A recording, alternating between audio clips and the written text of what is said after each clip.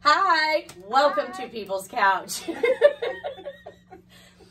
Just in case, if anyone knows how I really am, you know that we probably filmed this a few times because there's always something that goes on behind the scenes.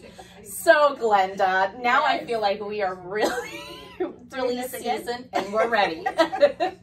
So I'm Stephanie McKenzie. Michelle Leisman is on a field trip with her son. So Glenda Volmert with CASA is here with me today.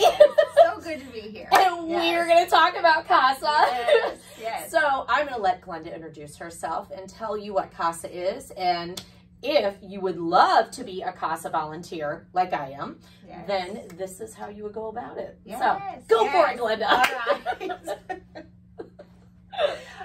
right. So it is a pleasure to be here. Yes. When we were asked to come, Angie and I, which she chickened out a little bit, I well, should say. Yeah, you know. Actually, she was passing the torch. Not a but, yeah, I came really quickly. She's like, oh, talk to Glenda. But I love doing stuff like this and to be on this show, this podcast. Yeah, whatever you want to call it at this point. Yes, because I love seeing what people are doing in the community. Yeah. And it's a perfect way to do this. So thank you for having me. Well, good. I'm glad that you could take the time to come out here because Glenda is very busy. Yes. So thank you. Here's the busy part is that it's my job. I'm just the messenger. Yeah. Okay. I'm the messenger to tell the whole community, right, about what is CASA and what can they do to get involved. Yes. And so that's the biggest thing of what I do. I do a few other things. Right. Well, behind the scenes. A little bit. Yeah. But so today, let's talk about some of those myths that happen about CASA. Yes. Because I think a lot of people know the word CASA and they associate it in a positive way for the most part, right? And what does CASA stand for? It stands for Court Appointed Special Advocate. Okay. Okay, so sometimes that's a scary term for people because you hear court appointed, but we are appointed by the juvenile judge to be his or her eyes and ears. Yes. Okay, so what that means is that as an advocate, you're spending time getting to know the child that you're appointed to, and you hear them, you watch them, you play with them, and then you tell the judge and the rest of the team what you've seen and heard. Yes. Essentially, keep it very simple, right? Yeah.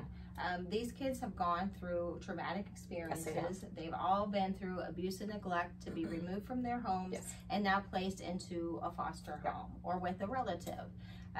When that happens, the CASA volunteer does not provide that home. No. They don't take care of them. They are there as kind of like a visiting aunt, right? An extended family. Yes. They go and check out how they're doing and just really get to know what's going on for them. Right. I've always taken, so I was sworn in 2010 and Glenda, of course, guided me through that and helped me with everything. She talked me into doing this, which I am very thankful. Right. Pulled her in. Right. Which I'm very thankful for that. I love all my kids that I have worked with. I still have a lot of the kids that are in my life, which I love, you know, and I've worked with all different ages and stages. And so it, you know, for me, it was just kind of looking at it as, okay, I am there as their, you know, support, their advocate, kind of just a listening ear. You know, the aunt, I took on the aunt role because a lot of my kids still call me Aunt Stephanie. And so, you know, for me, it was just, I would meet them over either at their foster parents' home, or we would coordinate a day where we would go to the park or go for a walk or go to McDonald's. Who doesn't love McDonald's? Right. You know, but it was just a way for us to connect, talk, see how things were going, be there for them. So yeah, you know, and then of course, I would have a court date that I would go, but my wonderful CASA team and my supervisor that would be with me helped me through all of that, you know, and so that's a big thing for people to know. You are not by yourself. Right. You have an entire team that is helping you, so and supporting you. Yes. And I think that's the thing too, is that it doesn't take someone that has a background in social work. You had a background in social work, which was a plus. And I'm like, ooh, you need to be one of us. But you can be any background, right? Yes. We had engineers, we've had housewives, we've teachers, had anything. It doesn't matter the background, right? Okay, right? Because the skill set is be who you are and be compassionate with a child and for a child. And have that time to give, right? Yes. We do training. So I don't know if you remember the training back in the day. Yes, back in the day, I remember the training, and it was in person, and you know, so yeah. But now you guys, I think, are all high tech. Yeah, so we've changed it a little bit. Yeah. So we still have in-person classes. So you come once a week for 5 weeks, and in between those classes, you do the online training. Yes, and okay, which is That's great. the difference piece. Yeah. But really, that's very much what you do as a CASA. So as a CASA, you go, there are some meetings that are scheduled. Yes. But for the most part, it's your schedule, and you fit it in between you and the foster parent or the caregiver to make sure that fits for you. Yeah. So that's what the training looks like, is similar to what it's going to be like as an advocate. Well, and I think that helps people too, because there are a lot of, you know, a lot of people, just like myself, full-time worker, but still want it to be a CASA so badly. You know, so I feel like that works out really great for them. But now there are more and more individuals who are retired, and they're looking for something to, you know, give them purpose. And so what better way than to serve a child in need? You know, and then that hopefully the child is like a part of your life forever, you know, in whatever capacity that looks like. Yes. I mean, my very first kiddo that I worked with, he is getting married. He's getting married. Oh, that's awesome. And so, of course, he is just so sweet, and I'm absolutely in love with his fiance, and she's just such a blessing. But to think, when I first met him, he was 12, and now here he is in his late 20s. I know he's going to love that I say that.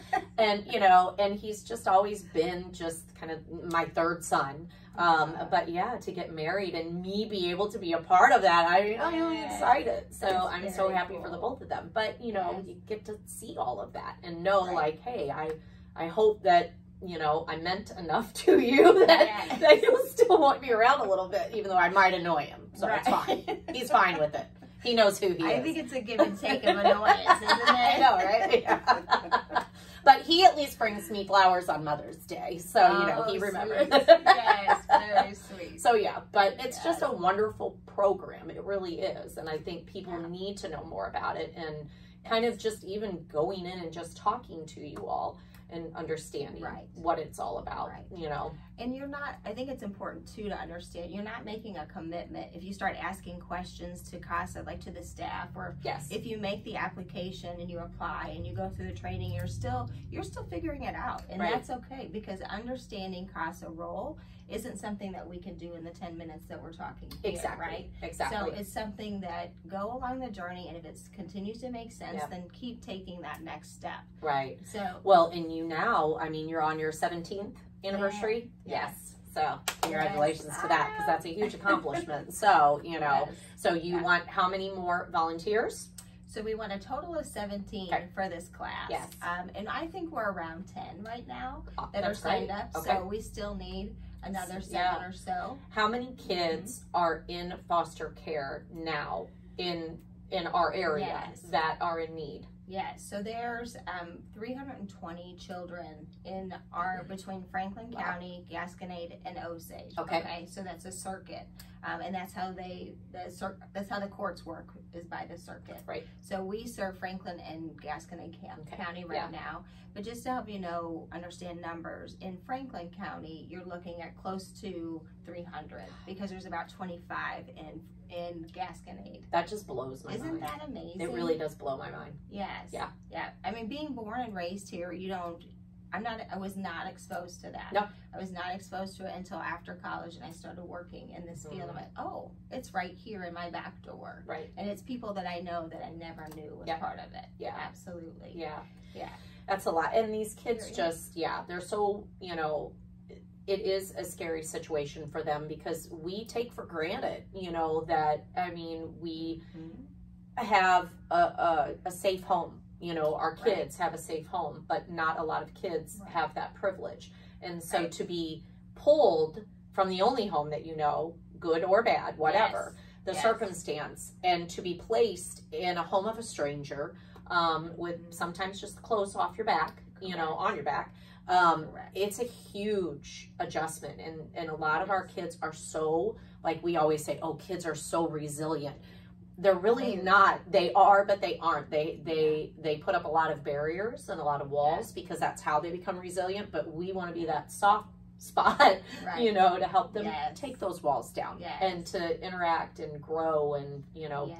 know that they are loved and supported. And Yeah. so, And you just know. have fun with them. Oh, yeah. Like in a world when there's so much chaos and so much unknown, to have the CASA volunteer come and visit with them Yeah. on a weekly basis or on a regular basis, Right. they know they can count on that hour or that time Yeah. to be fun and relaxing to them. Right. And the rest of the world is the unknown. So Yeah. this, when I explain it in that way, Yeah. I hope that you're understanding the simplicity of what can happen, Mhm. but the impact that can happen from simplicity. Right. I just made Yeah. that No, up. I like Yeah, it. I'm going to have to write that down and put that on there. Sounded very good. It did. You should be impressed with yourself on that. We're done. We're done. That's it. We can't beat that. You can't top what she just said. Whatever it was. I'll have to rewind it. But it was good. But no, I think but this is a lot of what it is though too. You know, there is a lot of serious things in life and definitely Yes. a lot of serious things for these kids. Yes. But we, you know, want to go in and be that light and be that, Yes. that just kind of, you know, Yes. it's okay to smile or cry, but Right. just be able to give them just a little piece of joy that, Yes. you know, that they are truly, truly needing, but also to be their advocate, to help them, you know, talk about things that they may not always talk about with other individuals, but know as they're trusting you because you are going to be that constant in their life, you know, and that is a huge thing. So, Yes. yeah. And you think about this and your own kids, when they're growing up, they do things that they're not supposed to, and they get in trouble. What? Right? this happens. And I was an angel. yeah, right. Right. But we knew that if we got in trouble, we weren't gonna lose our house. Exactly. We weren't gonna be asked to Yes. be moved. Yeah. So it's important for these kids to know they have someone to talk to Mhm. about stuff that's going on that's important to them without the fear of them leaving Yeah. them. Yeah. Right? And that's Yes. it's such a sad thing to think about, but that's where our kids are in Yes. foster care. Yeah. Is they have a lot to lose by just being themselves. Exactly. No, I understand. We try to Yeah. offer that opportunity to do that. Yeah. Yeah. Oh, all right. Yes. Well, So what do you do? How do you do it? Are we going to tell them that? yes. Okay, can we? Thank you. Because I was like, where's my thought going? Thank you. Okay, go for it. Okay, so to be an advocate, you apply online. So you just go to our website, franklincountykasa.com, and you apply to be an advocate. And then what happens from there is that a volunteer or a staff member will call you in for an interview. And then that's a great time to have a one-on-one conversation Yes. about what is it that I'm going to be doing. This is what I have going on in my life. Do I have time for this? And it will help you understand that a little bit better. Yeah. And then from there is when the training begins. So we are looking for applicants until September 15th Okay. this go around. And then the training will start in October. Okay. And then training goes until until Thanksgiving, or right Okay. before Thanksgiving. Right before. Okay. Yeah, so the hope is that we can give kids a CASA for Thanksgiving. Like, what a nice gift, Yeah. right? Yeah. That's my goal. That's my nice. goal. I like Yes. it. That's a good Yes. goal. I like that Yes. goal. So let's help Glenda with Will that you goal. please? I know, please. Just 7 more. We need a meter. I know. Right. It's like I have a goal meter. Yes. But no, I will think that's say, great. So I was going to say, this morning as I was getting ready, I was thinking about the kids and how do you compare this to like the need that we have. So picture like a playground and everyone's out to recess. All the kids get to go to recess, okay? All of our foster kids get a team of people that are working for them. So they get the same thing. Right. But right now, a little over half of them get a special friend. Okay, so now they're at recess and you have half the kids that get someone to go play with them, and then you still have these other half that don't have anyone to play with them. Right? They still get recess, but they don't have that special person to be there to pay attention to them. Right. And I was always that person at school, like playing with the kid that was by themselves, because I hate that. I know. I know. So that's what's happening now is we have kids without someone to play with. That's a good way of putting it. It's just a thought that I well, have. and it just it just really helps people just really understand, you know, what an important role and impact, you know, as a CASA can be. So for these children, and so and these kids, They don't ask for a lot. They just want someone to be there, be supportive, love them, you know, and be a voice for them. I mean, that's, I don't think that's so difficult. So, you know, but and there is there is that court part. Okay? Well, there is that court part. So I don't part. want to like sugarcoat everything. Yeah. But the court part, like, you write a court report. So it's really just taking, like, writing little paragraphs about what you see and what you've heard. And then your supervisor takes it and rips it all up and just writes it herself. No, I'm just kidding. Thank you, Angie. Because poor Angie has to go through my court reports, and she probably would love to just go, Stephanie, come on, you know. Sorry, but she is amazing. So she's so helpful, right? Because she knows the terminology to use, or like how to keep things, make sure it's fact-based and concise, so that the judge can read a few paragraphs and know exactly what's happening for that child. So that process is not hard either. No, it really isn't. It isn't. It's, you know, I mean, and it is great to know that I have somebody that I can call that will walk me through it, that will give me advice, you know, so that it makes it so much easier. I'm not on an island by myself. No CASA is. And so, we always have that support and that guidance. So, which is huge. And you have your other CASAs too. So there's about 150 CASA volunteers in the area. And so we have trainings together. We have fun events that we do together. Appreciation events, that kind of stuff, so that you know that you're not that island like you described. I always tell people that, you know, they are more than welcome to contact me, message me, text me, call me. If they have questions, you know, I've had a few of my friends who are now CASAs that they called and they're like, okay, I'm on the fence about this. And apparently I pushed them over on the right side. So did you get your bonus, by the way? This is my bonus, Glenda. How would you come and talk about it? So yes, but no, I mean, I'm happy to see how well they are doing, you know, and they love it. So, you know, and so it's awesome. So, so it takes all kinds. So ages, we can do kids or anyone 21 to 81 can do this, and I've seen success in every age, in every walk of life, right? You had mentioned those who are retired, right? They make fantastic volunteers. Oh my gosh, right? We have co-CASAs. Those are awesome too, because they work a case together. We have husband and wives. We have the cutest daughter and mother. It's phenomenal because the daughter is like on the kid's level, and then the mom does all the collateral contacts and does all the grown-up kind of stuff. That's great. Love that. It works fantastic. We've had best friends do it together. So it just, that might be something of interest if you'd rather be somebody that has somebody to go with you on those trips. You can do that, or to split the efforts, right? We have sibling groups of 5, maybe. And so when you have 5 children, how nice is it to have 2 CASAs that go, and one of them talks to these 3, the other one goes and talks to those 2. Nope, that's actually a really good idea. So so it can work that way too. I love that. That's great.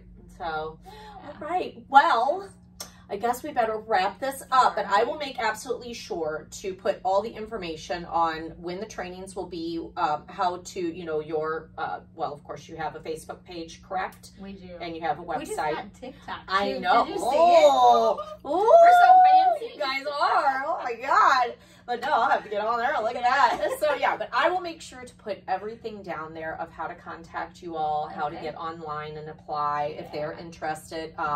You know, phone number and all the things, you know, to ask those questions. But so hopefully anyone that is watching and you want to just fill your soul, fill your heart, fill the heart and soul of a child in need, this is going to be for you. And so hopefully this puts that little spark in you and you're like, I want to be a CASA. So it's the coolest group in town. It really is. Group in town. It is. It is. So. If you want to be part of the cool kids, come you know you do. All right, well, Glenda, thank you so much. I truly appreciate you coming here and doing this for like the 3rd time. Oh my gosh, people. You know that I am apparently technically challenged, so I don't even know why anyone lets me be in charge of this. But, Michelle, this is your fault because you are not here today.